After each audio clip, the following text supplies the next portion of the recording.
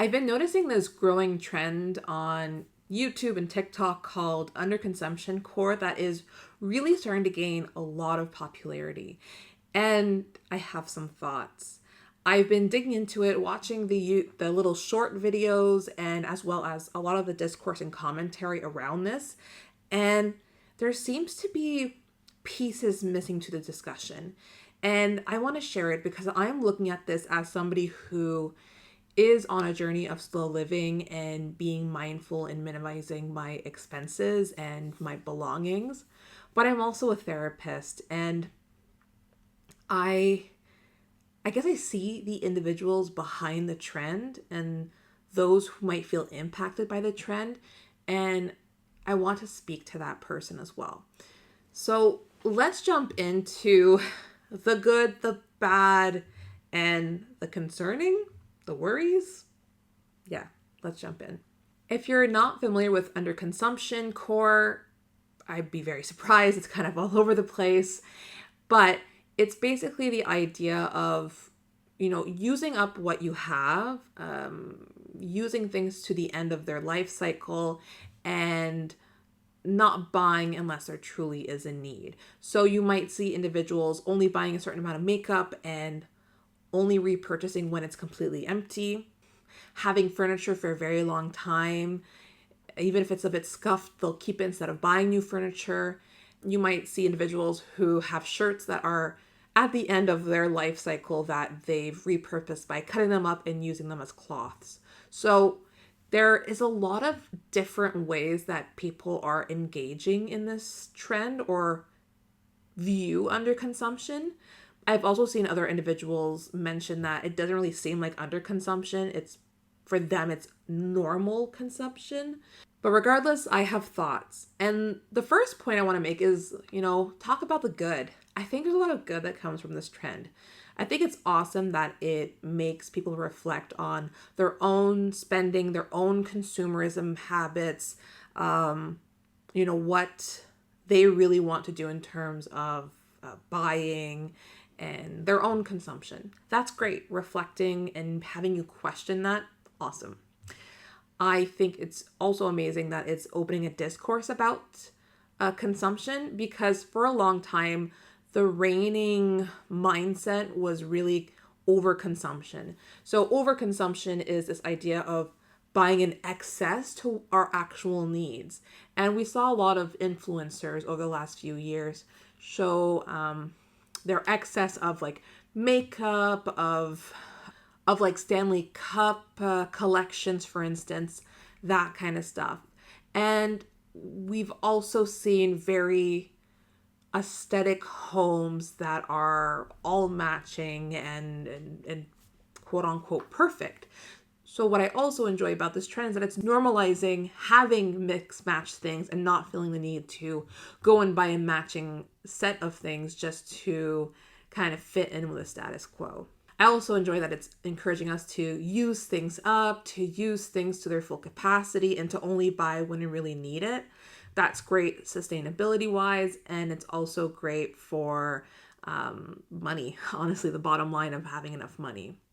Now we're going to jump into the quote unquote bad things from the trend that I think might be difficult for some individuals. The first thing I want to say is that individuals who see this trend pop up on their feed might feel guilt or shame for not being as sustainable or minimalistic as the creators who are making these short form videos. I know when I watched some of the videos, I was like feeling like I wasn't good enough. I wasn't as good as them because like I use paper towels, and I felt a little bit of guilt and shame. And if I'm feeling that way, I'm guessing I'm not the only one feeling that way. Of course, that's very personal to us, but I get it. I get why you might be feeling that way. And to that, I want to make 2 points. One is what you're seeing online is very much curated by the individual who's posting that video. So they have a very short amount of time to show you how they fit in with this trend. So they might be showing you things that are very much under consumption, but they're not going to show you their whole life. For instance, I could jump on this trend and be like, Here's my pantry that is really just a china cabinet that came with my house and that I've just converted into a pantry. Or here is my dresser that I've had since I was 12 years old that I've brought with me everywhere I've lived, and I've had to like drill holes in it and duct tape it just to make it stay together. You'd be like, wow, Emily, your underconsumption is great. And yes, it is for that. However, I wouldn't be showing you the couch that I bought in the last year that I bought full price at a store, or the artwork that I bought at like Giant Tiger. You know what I mean? Like, I'm not going to show you those things because it doesn't fit with the trend. So be mindful that what you're seeing isn't always the full story. And number two, some of the individuals who are participating in the trend have probably been doing this longer than you have. And so what you're seeing might be their real life, but that wasn't their first day doing this. It's something they've been working towards. So it's about having some distance to really evaluate the content that you are consuming.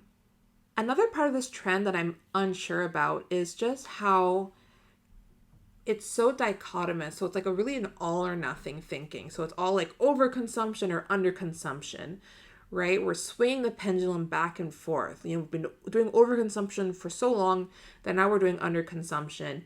And that might be so difficult for somebody who's like, okay, overconsumption is the norm. It's what we're like trained to do by society. And now it's like, no, you're wrong if you do overconsumption, you do underconsumption.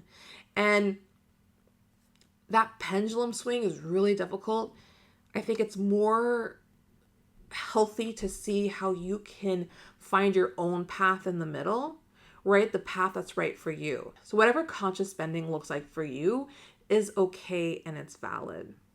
And now a part that really pulls on my therapist heart is creators commenting on the trend, judging those who find this trend helpful. I've seen some individuals be like, I love this trend because it's making me think about my spending and think about the things that I own and how I want to use them up and all that, which is great. But then you have some creators who are like, well, come on, you needed a trend to know you were over consuming? That makes no sense. Or, other judgmental remarks. And it hurts me so much to see this. One, I'm somebody who overconsumes sometimes. It's something that I'm still working on. And so I felt bad and judged. And two, I really dislike when we judge others without truly knowing their situation. And being a therapist, I really go at it from a different angle. I work all the time with clients who might have strained relationships with money or grew up in a certain way with regards to money that still impacts them today. And I recognize that buying a thing isn't just buying a thing, right? When you're not feeling great, sometimes that dopamine hit of buying something is the reprieve that you needed to get through the day. I'm not saying I want you to do this. I'm just saying I understand why someone might do it. I've done it, right? We buy something to feel better. Or we buy something to appear a certain way. If you see your favorite influencer who you love, who is respected, wearing certain jewelry or selling you certain makeup or promoting certain items, you're more likely to want to buy these items so that you can in some way be like them, maybe garner the same respect as them and the same, love and adoration. So you're trying to emulate them. It's the same way that really rich brands like Chanel are viewed as classy and high class. So if you're wearing Chanel, then you're also associated with those things. So we don't just buy an item, we buy a way we want to be perceived by the world and how we want to perceive ourselves. And the way that society is set up really leads us to overconsume because these companies hire psychologists and experts in the field to really find ways to prey on individuals' pain points, to find ways to incentivize people to buy things. It's everywhere. And influencers are so good at selling items as well. I've been influenced into buying things that really I didn't need, but I just really bought into it. And so when we just judge the individual who is over consuming and we don't see all this other stuff, we're really doing a disservice to that individual. If anything, we should be questioning the status quo of society and how we are being manipulated into consumerism, right? But blaming others and judging others is honestly just hurtful. There is another thing that I do want to share, and I guess that would be my concerns about this trend and my advice to those who might want to follow this trend. So if you are feeling that you want to follow this trend because of what you're seeing, I want you to reflect on why. Okay, is it that you feel like you should or you must follow this trend because you're feeling like if you don't, then you're a bad person or you're an outsider? You know, when the words should, must, have to come up, know that those are not intrinsic motivations. Those are external motivators, and that's not sustainable. So why do you want to follow this trend? Why do you want to underconsume or simply change your consumer habits? See if you're ready for this. We're not always ready to take on this type of journey because it really is a journey. It's not an all or nothing jump in all the way. Like even for me, for slow living and decluttering, this has been like a year in the making. And it doesn't just come from seeing a couple of videos.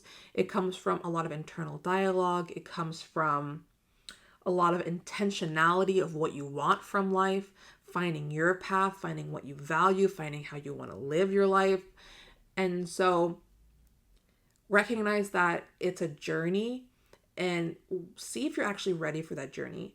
At 22 years old, I know at that point in my life, I was not ready for that journey. I honestly, if you were to tell me what I'm like now, I would laugh in your face because that is not at all how I would have been. I've been like, okay, hippie. Like she's a hippie now, like honestly. So are you ready to embark on that journey? And if you are ready to take that journey, then I would recommend taking it slowly and sustainably and feeling it out, feeling what's right for you and carving your own path. Because I fear that, you know, if you might just jump in and declutter everything and get rid of everything and stop consuming, you might find that you're not happier. Okay? Because we might think we'll be happier if we do these things. But just because someone else is happy with their life doesn't mean that that type of life is right for you.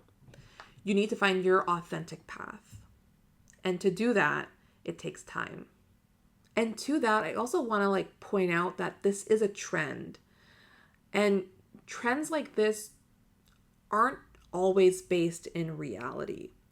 They don't generally just normalize a way of being. They idealize it and they romanticize it.